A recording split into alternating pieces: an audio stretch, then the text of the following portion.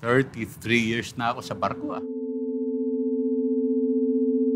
Wala ako nung binyag nyo, mga birthdays nyo.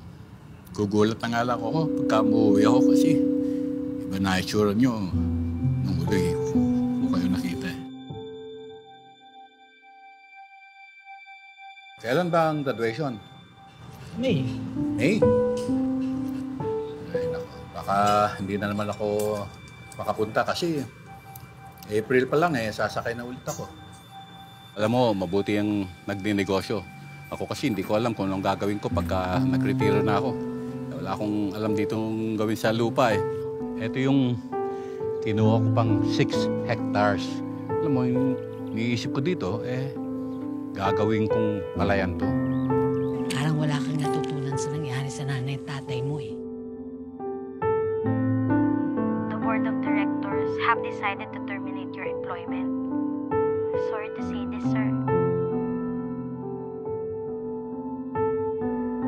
First time ng papa mo sa lupa ng ganitong katagal. Buti na nga lang may pinagkakaabalahan dyan sa tabi. Isipin mo na lang kung wala yung taniman, anong ginagawa niya ngayon? I love you, anak.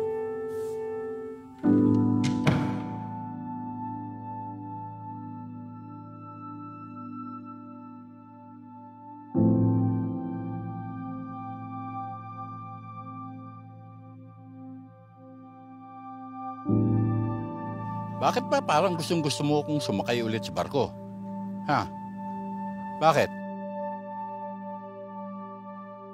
Alam ko naman na ayaw nyo na nandito ako.